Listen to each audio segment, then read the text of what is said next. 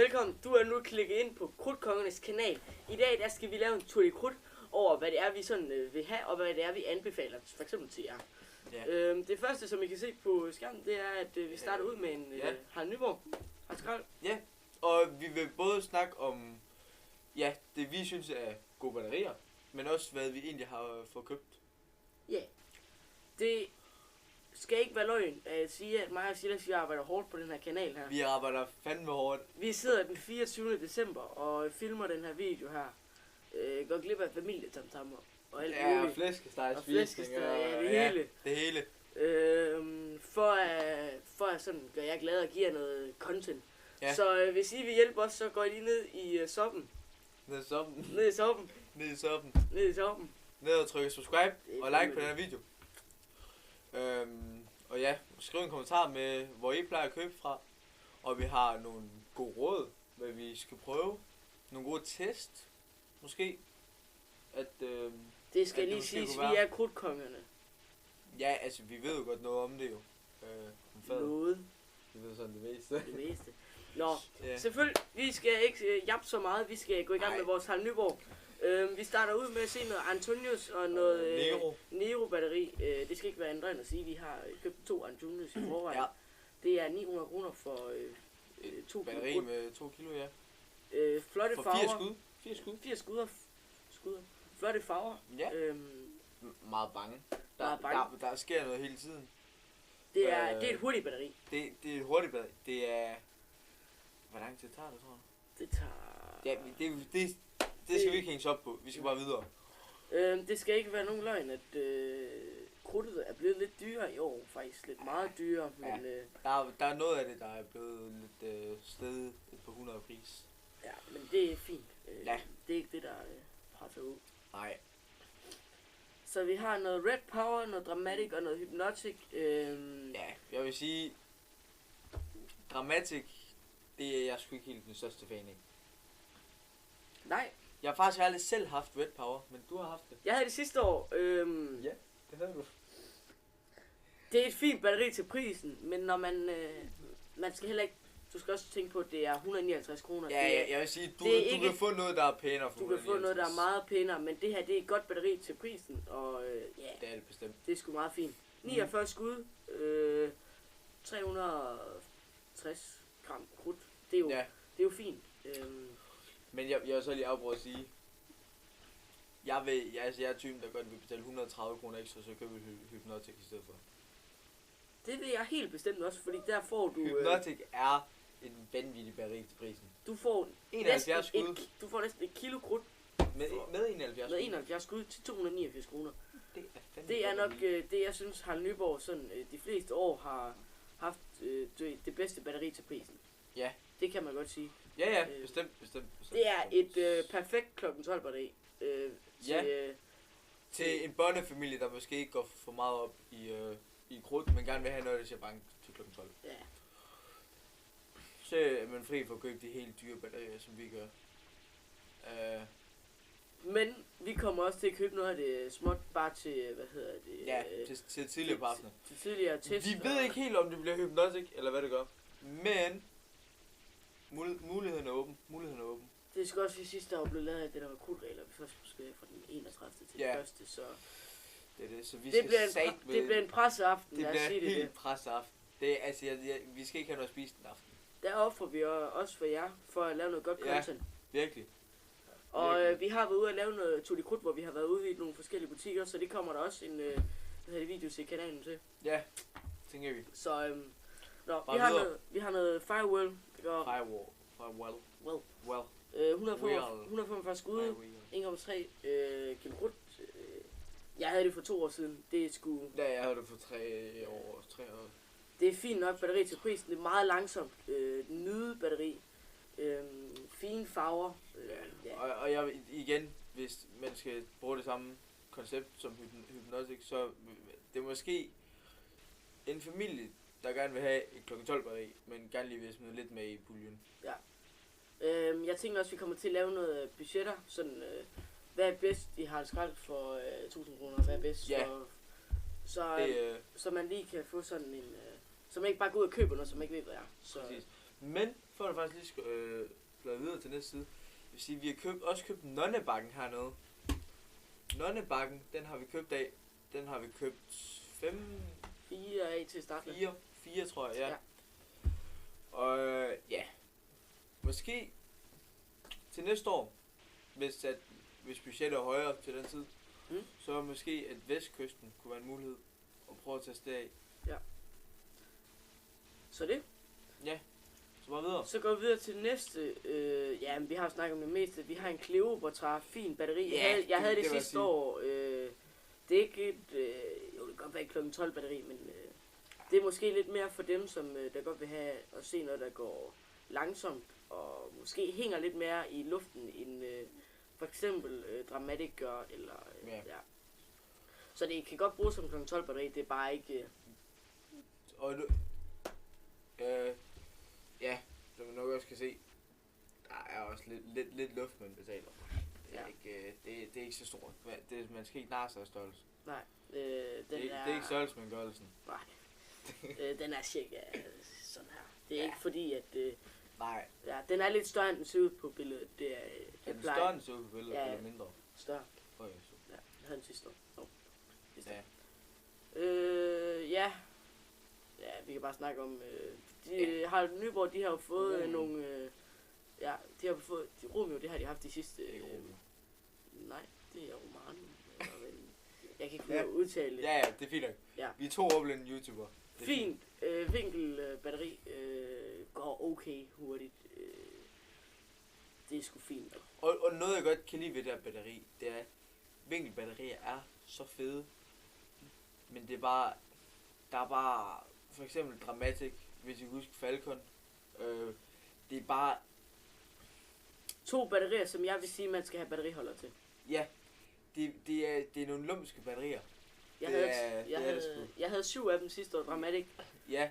Jeg tror, der var 3 af dem, der væltede, så... Ja, vi var over og lavede et favoritshow, mig og far, men sidste forrige år, tror jeg det var. Der væltede det sgu også. Det er heller ikke det, vi skal snakke så meget om. Det er et flot batteri, man skal bare fyre det af på en ordentlig måde. Ja. Og med god afstand, så... Ja. Måske bare tage et par mursten lige og lægge sammen. Ja, eller batteriholder. Ja. Harald Nyborg i år har fået noget nyt sortiment. Ja, altså...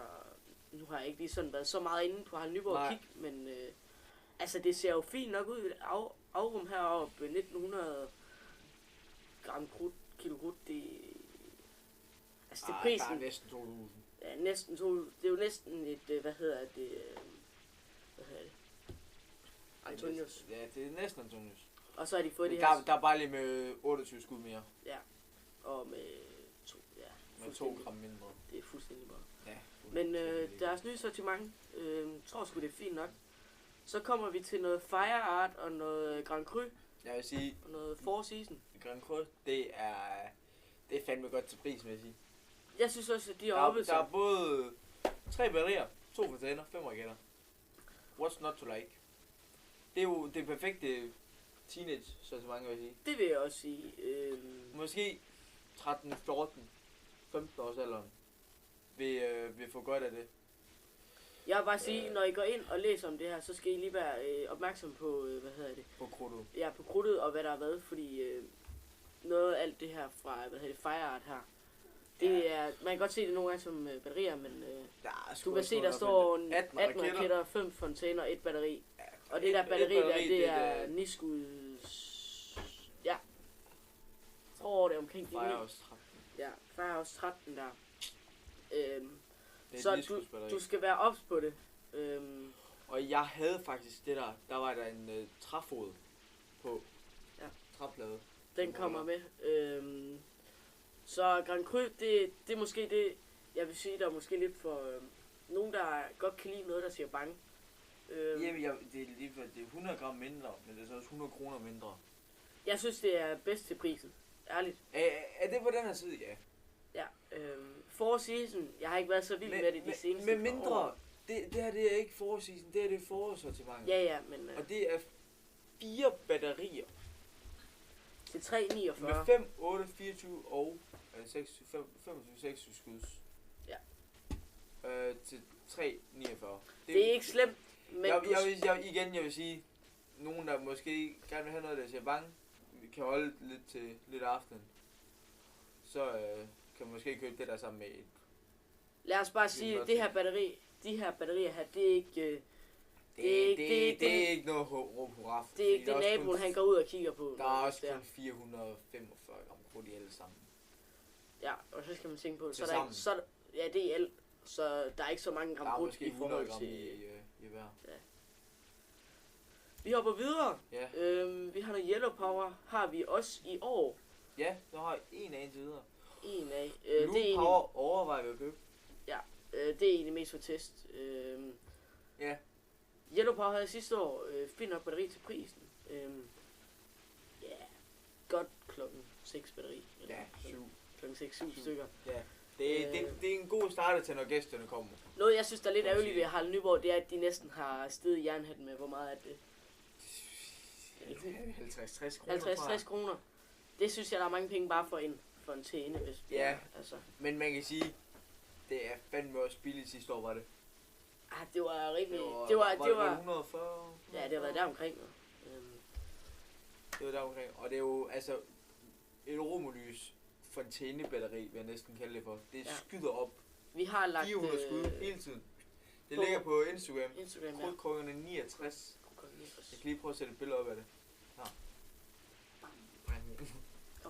Nå. Videre til næste... Metallic ligger også inde på vores YouTube-kanal. Ja, den havde jeg også sidste år. Ja. Jeg vil sige det... og det skal lige siges, altså, vi går ikke igennem det hele, fordi det kommer til at tage for lang tid. Så kunne vi sidde her en dag. Ja, så kunne vi sidde her resten af aftenen. Men Metallic her sidste år, det er, hvor mange millimeter er det? 20 mm. Ja, 10-20 mm. 10-20 mm. Det er ikke noget at råbe hurra for, men med 61 skud, det er et langsomt batteri, så det er nok der var 1 minut. Nej, det var sgu ikke 1 minut. Jo, jeg havde det sidste år. Det ligger på YouTube-kanalen. Så så kan I gå ind og tage tid. Nej. Fuck det. Nå. I kan lige gå ind og se på vores YouTube-kanal, hvad det Metallic var. Jeg synes ikke, vi skal gå igennem bare så meget. midsommer. Ja, der er ikke så meget at sige. Det her... Hypnotic. det har vi jeg kan læse, hvad der står, men ja. Hypnotic, men det her Star Cluster her, de der sortiment, eller hvad man kalder det. Det er sgu også lidt sådan... Jeg siger det overpriced. Det der spaceship noget, det er sgu ikke det der Cosmos sortimentet. Ja. Det er sgu ikke mig. Så har vi jo Nyhavn og Lange Linje, det er... Ja. Det er 2 flotte batterier. Jeg vil sige, jeg er typen, der godt skulle få at købe en Lange Linje til sådan kl. 8-9 stykker. Det kunne jeg også. Vi køber så sammen i år. Ja, vi køber sådan sammen. Men vi skal ikke holde det sammen, desværre. Måske næste år. Måske. Find ud af det. Men kommer i hvert fald en masse video ud på YT. Kommer masser af video. Jeg synes faktisk ikke, der er så meget andet at snakke her. Nej, det er heller ikke. Operaen. Det har vi set, at Hannibal Vlogs havde for 1-2 år siden. Sidste år. Ja, hvordan hedder det? Ja. Det skal nok passe. Supernova, fint batteri. Det er et hurtigt batteri. Jeg vil ikke sige, at det er spækket med flotte effekter. Det er... Men man kan sige, igen, hvis du gider betale lidt mere, du får 100 skud, 800 gram, 550 kroner. Ja. Firewall havde jeg for 2 år siden. Fint batteri, langsomt. Fint til prisen. Det synes jeg egentlig, det er det, jeg snakker om. Det andet, det er sådan lidt. Ja, jeg vil sige, det er sommerbatterisortiment, hvis vi lige prøver at gå tilbage. Ja. 500 kroner, cirka 100 gram i gennemsnit per batteri. Det kan godt gøres. Du kan finde det bedre i hvert fald. Ja. Jamen, jeg synes... Det her... Der er sgu ikke så meget at snakke om. Nej, det her ikke. Lad jeg ikke narre. Det her batteri her, de ser større ud end det er. Ja, de er måske... Sådan her. Sådan her. Ja, de højeste af dem, tror jeg, er sådan her. Jeg kan i hvert fald sige, der var... Jeg så en video med en masse, der købte det der sortiment der. Ja. Og de blev hisseskuffet, bare for at sige det. Ja, bare for at sige det, ja. 1000 kroner for 500 gram krudt, det kan godt lyde godt, men... Ja, hvis der er et enkelt batteri. Ja. Men I kan bare se herover. Tornado. Det er jo... Altså... Samme pris. I et batteri. Flere gram. Men... Jeg vil så sige... Det er jo, hvis du bare vil have et stort, jo. Ja. Det er, hvis du er sådan en... Der bare gerne vil skrive kl. 12.20. Det er sådan en, hvis du har en... Hvis du bare er en, der bare gerne vil have et batteri til kl. 12, så er det her sgu... Ja. Det er sgu meget fint. Og du gerne vil lægge nogle penge i puljen. Men så jeg vil sgu anbefale Antonius i stedet for Leonardo det der. Langt. Eller, det kan godt være, at det var... Der er flere gram, og det koster mindre. Det kan godt være, at den var er lidt længere, men det er sgu også det. Det er 25 mm. Det kommer an på, hvad det er, man gerne vil have. Om det er et batteri, der skal nydes, eller om det er et batteri, der skal... hvad hedder det? Ja, eller man vil have meget til i løbet af aftenen. Ja. Så det er jo... ja. Bare videre. Ja. Yes. Så har vi noget Himmelbjerget. De bedste raketserier i mange år. Ja, dem har vi købt. Det har det været de sidste rigtig mange år. Hvad har vi før dem? Vi købte 3-4 pakker. Ja, jeg tror vi har 40. Vi har 40. Ja, vi har 40. Ja, Panic. Nej, bare lad være. Ja. Jeg havde den sidste år. Ikke det værd. Nej. Så havde jeg Fireball. Kugleraketterne. Det er... Jeg synes, det er fint. Det må jeg faktisk aldrig have haft, tror jeg. Nej, jeg havde dem sidste år. Ja. Jeg synes fandme, det er fint til prisen. Hvis du godt vil have nogle lidt ekstraordinære batterier, det er raketter. Ja. Hvis du godt vil have lidt ekstraordinære raketter, som ikke er sådan zink, men ja, det er jo ikke zink-kvalitet. Nej. Men de mindste i deres sortiment, i Fireball, det er samme... samme som... samme kubik. Nej, det er samme størrelse. Ja, tommer, ja, der var den, tak. Ja. Kommer til bombererne. Det er sgu ikke... De havde desværre udsolgt Romantic, da vi var derinde og handle. Det havde de. Men jeg tænker, at vi skal have en tur derind, hvor vi lige skal have 2 pakker. To pakker, 3 pakker. Hvad hedder det? Vi har ikke givet at købe de her Four Seasons bomberør, eller... Og Flighty Mini, dem har vi sgu nok lavet snart lidt af, tror vi. Vi har 70, vi har 50 Flighty Mini, og så har vi... Nej, vi har... 50. Ja. Jo, 50 og så 20 inden for Bilka. Ja, det er rigtigt. Ja. Så vi har 10 pakker af dem, og så har vi 2 af nogen, der kommer lidt senere. Ja. Pakker. Så er det vel egentlig bare... Nej. Ja, så er det bare junior resten af det ikke. Jeg tænker, vi hopper videre til Bilka. Jeg vil sige, det der Galaxy Burst. Det kan svare sig, men... Jeg vil sige, hvis du er en teenager, som bare skal ud og skyde lidt af, så kan du måske godt gøre det. Og hvis du ikke er til sådan noget, hvis du bare er lige sådan lidt histart, du kan tage 3 med ud, og så lige gå ind og hygge lidt med familien igen, eller der nu holder nyt, så er det videre. Vi går videre til Bilka. Ja. Så kan vi starte. Jeg vil sige, en god marketingføring ligger dem til den pris, de gør. 5 kroner, 5,5 kroner. 5,5 kroner. Det er dem, vi har købt 20 af. Ja. Ja. Dark Spirit, den her over 25 skud. Scared Moon. Krudtnummer, man kan ikke engang se, hvor meget krudt der er i. Skal vi sætte den zoom langt ind, der har vi ikke tid til nu. Det gider vi ikke. Vi går bare lige hurtigt igennem det her, det er ikke... Big Bang sortiment og krudtnummer 40, eller 14. Ja, her. Lad være med at købe. Pakken er så stor her, du får den i. Det er spild. Det er ren marketingføring. Og det er crackling balls, halve af det. Ja. Så et godt batteri til prisen. Heavy block. Hvad er en af dem? 106. 120 skud. Ja. Det er sgu egentlig meget fint. Men jeg vil sige, det igen, som jeg nok også kan se heroppe, det meste af det er støvformen. Hvad du sige? Et storm. Nej. Støvformet batteri. Det er... Ja. Det gør det bare lidt mere solidt. Det kunne også være en test, som vi kunne lave Dramatic og Heavy Block eller sådan noget. Ja. 65 kroner for 20 skud. Det er et langsomt batteri. Ja. Og det er heavy block. Den hårde. Ja, det er den, vi havde en Tour de France sidste år. Det så kommer vi til... Ja, men jeg vil sige... Hvad du den der? Moonflash. Dark Spirit Moonflash. Dem har vi 10 af. 10, tror jeg, vi købte. 10? Ja. Ja, det er sgu fint. Vi skulle have nogle bomber, noget bare til noget småt. Ja, bare sådan til at hygge os lidt med. Ja. Så kommer vi til noget gemstone. Dem har vi købt 2 af. En af dem der. En af dem her, og så var der en... hvad hedder det? Vi kommer til den. Ja, vi kommer til den. Vi har i hvert fald købt en af dem her. Det var bare for at prøve det. Vi har egentlig ikke set på det, men det var lige... Nej. Vi tænkte sgu, det var fint til prisen. Det lyder som en fin batteri, ja.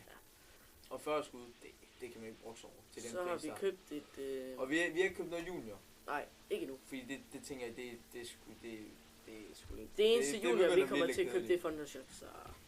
Ja, det går ind under junior, men ja. Jeg skal ikke sige det junior. Men ja. Købt megawatt batteri. Det er til vores... vi har et favoritshop, vi får at lave. Ja. Det er... Mage købt der til. Ja. Og Romulus batteri. Ja. Men det er et godt Romulus batteri. Det er et fint Romulus batteri til prisen. Det er... Til prisen, der får du meget. 178 skud. Der står 1078. 1078 skud. Yes. Mig der sejler fuldstændig. Vi har ikke købt noget Rakeo inden fra Bilka, fordi vi kan muligvis finde det et andet sted. Det kommer senere i videoen. Det kommer på YouTube. Det er... kommer senere i videoen. Vi skal også lige kigge på det. Så der er sgu ikke så meget med at sige for Bilka, det at sige. Salut-raketter. Fik vi købt dem? Nej. Så var det det? Ja. Var det ikke det? Jo. Ja. Den fik vi også købt. Det var bare for, det vil vi lave en batteritest på med de 2 batterier der. Så det kan være, at vi lige laver en video med det. Ja. Så videre til Hansen, tænker jeg. Ty Hansen. Skal vi starte med at gå ind og noget sortimenter? Ja, tænker jeg, skal vi ikke? Så de har noget junior, noget klokken 12. Ja, det der klokken 12 sortiment, det er sgu ikke helt dårligt egentlig. Du får lidt plads med lidt raketter. Lidt, er det ildsøjler? Prøv at klikke ind på det. Ja, det er ildsøjler, det kan jeg se. Er det ildsøjler eller sådan noget Romulus? Ja. Thundershot, bakken og en skypumpe. 2 kugleraketter.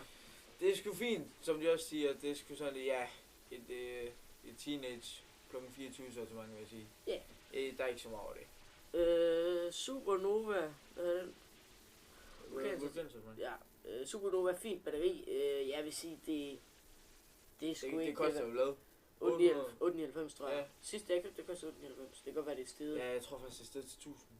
Ja. Kan vi lige se på det? Vi tager lige senere. Vi tager senere. Fint batteri, store, flotte farver. Men ikke det værd. Jeg synes ikke, det er 1000. Og så er det lavet 10 raketter. Ja, der er omkring. Er det månesortiment, eller hvad hedder det? Stjerne, mælkevej eller sådan noget. Ja. Det er det hed i hvert fald. Var det ikke stjernetegn? Jo, det er stjernetegn. Ja. Så et plasma, 2 ildsøjler, nogle Romulus, noget Cumulus. Jeg ved ikke, hvor meget... Er det skypumpe? Er det ikke skypumpe? Nej, det er sky. Er det røgsky? Der er lidt Thundershot i hvert fald. Det er sgu Fata Morgana, det her. Nå, der er sgu... ja. Det er Svaneværdet. Ja. Så der har vi noget tyfonsortiment. Fint. Ja. Det har vi egentlig også skrevet på listen i år. Ja. Det er fint nok. Tidværens raket, en skybombe. Vi har også over at købe trope. Ja. Jeg synes egentlig bare næsten, vi skal gå videre. Jeg synes ikke, der er sådan... Der er sgu ikke så mange at sige om det her. Raketter, men altså... Ja, men prøv at købe jeres raketter et andet sted. Køb til Hansen er blevet overpriced. Ja, og ja. Skal vi bare ind og kigge på batterierne. Så kommer vi til noget, du måske kan genkende til. Jordskælv. Havde du ikke det for et par år siden? Jo, omkring. Men det var sgu lidt mere med et torpedo-batteri. Ja. Det er jo nærmere at sige. Det er jo... Der har været en fejl med de her hæksylsbatterier, så... ja.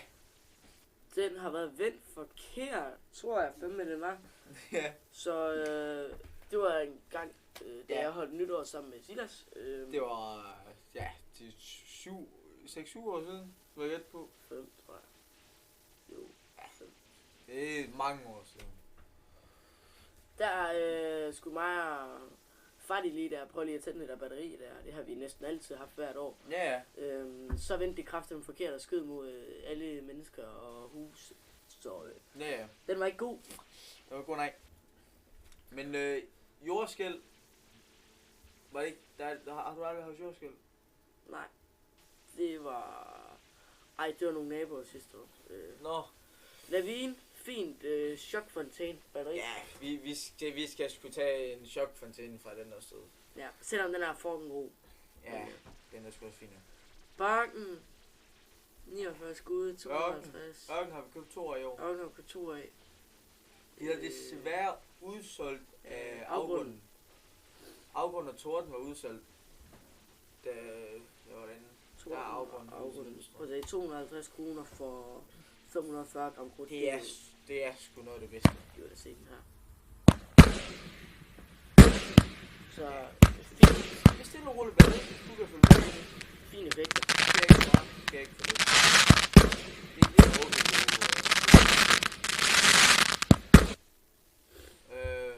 Og så, ja.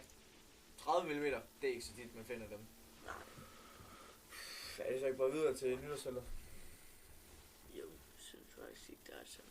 Der er ikke så meget med at sige om Hansen. Nytårssalget, det er nok her, hvor vi kommer til at lægge vores penge i år. Ja, det er det sgu blevet til, siden vi fandt det. Så er det bare... Jeg synes, vi lige starter med nogle batterier her.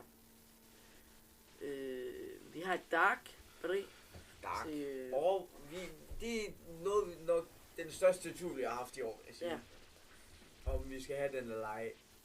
Fordi 1600, det er ikke fordi det er galt. Det er jo ikke mange, jo det er jo mange penge, men altså. Og du får 2000 gram. 2000 gram er rigtig, rigtig meget i batteri. Og for 80 skud. Så det er sådan, ja. Det er lige det, du skal vurdere. Ja. Så tror jeg, at de har fået et nyt batteri, hvis jeg husker rigtigt. Ja, ellers er det for ny indpakning. Det kan også godt være. Overload 16, jeg tror, de havde den sidste år. Det var den gule, du købte. Rigtigt? Men den jo, ja. Og så, ja, Overload 11 lige siden af. Klasse batteri til pengene. Ja, det er jo, altså, det er værd, vil jeg næsten sige. 2.000 kroner, 164 skud. Hvor mange krudt der er i det her? Krudt væk. Næsten 2 kilo. Ja. Det er sgu fint. Og så kan det godt være, at I sidder og tænker sådan, Antonius havde mere krudt i. Der er så også forskel på effekter i det her. Der er bare en anden følelse af at fyre Overload 11 af. Der er 164 skud, og det går stærkt. Og der er nogen, altså, ja. Jeg synes, det hænger godt i luften. Det gør det. Det gør det. Det er også et kvalitetsbatteri. Det er, ja. Det vil jeg sige, det er for dem, der er oppe og lege med de store penge. Det er det bestemt. Og så, mig og Emil, vi er jo lidt nær i. Lidt nær i, når det ankommer dertil. Er vi det? Men vi vil gerne have meget for pengene, så derfor så køber vi også det med mest krudt i. Og Smoking Hot, det kan godt være, det så godt nok ud.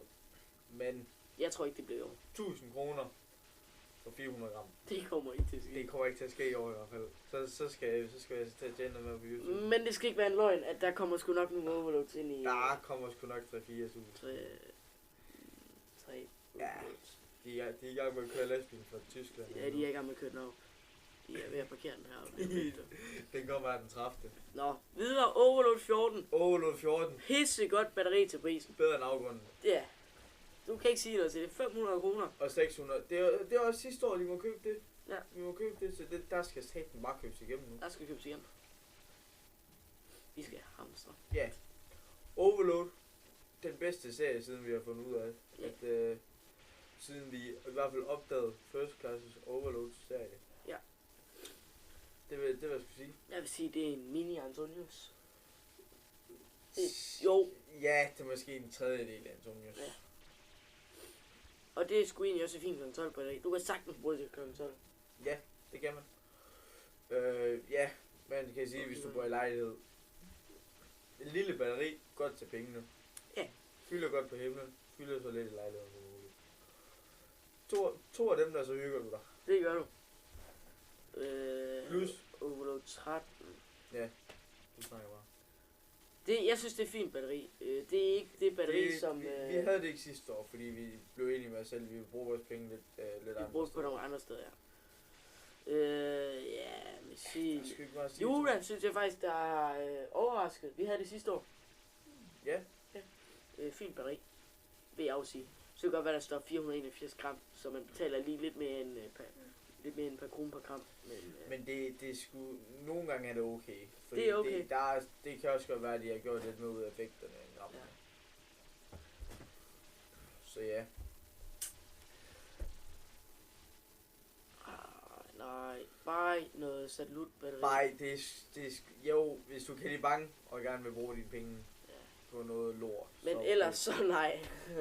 Altså, ja. Hvis du derimod vil bruge dine penge et godt sted, fucking godt, så bruger du det. Jeg vil næsten sige 10 skud. Du får lige så mange 10 skud til 129 kroner.